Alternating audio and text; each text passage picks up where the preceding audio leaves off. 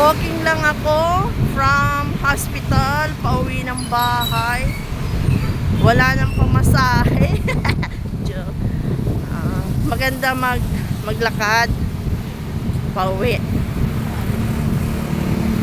Iniwan ko yan si Mister kasi okay naman na siya, stable. Uuwi ako.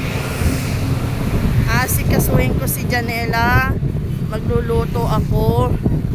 Kasi hindi ako kasama sa pagkain sa hospital. So uuwi ako. Pinagbiling ko naman si Mister sa nurse. Magluluto ako. Ilulutuan ko kasi yung mga alaga. Ayun.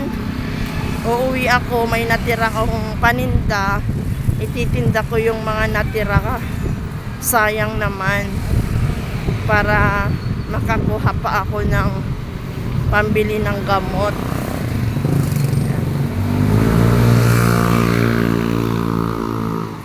Yan ang senaryo pag madaling araw. Ang ganda-ganda. Ramdam na yung simoy ng hangin. Pa-December na. Lakarin ko hanggang bahay.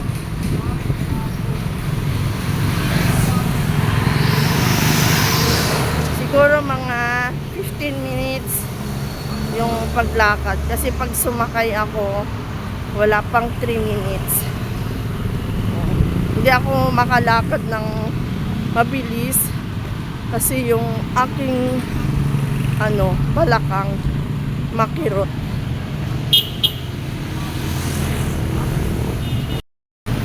Ito ka. Lakad-lakad tayo. Para may exercise. Daming naglalakad. 5:30 ng umaga.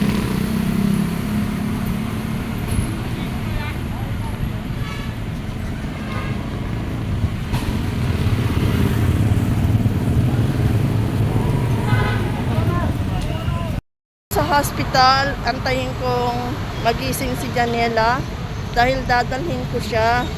Walang mag-aalaga sa kanya. Ay! Aso. Ba't dito nagdadaanan ang mga loton? Traffic siguro. Sobrang traffic. Bakit anong meron? Ba't nagdadaan dito ang mga bus? Oo, bakit? May? Aksidente. Ayan o, nag-iikutan sila.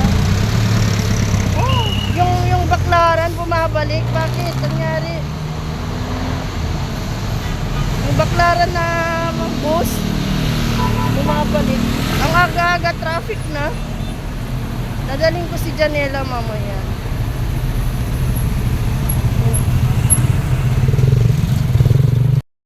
Traffic ko. Madilim-dilim pa.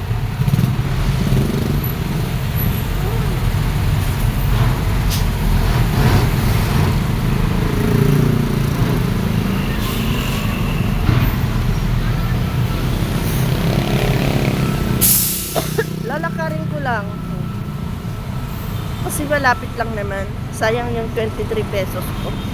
Ay, 26. Oh. 13 pesos.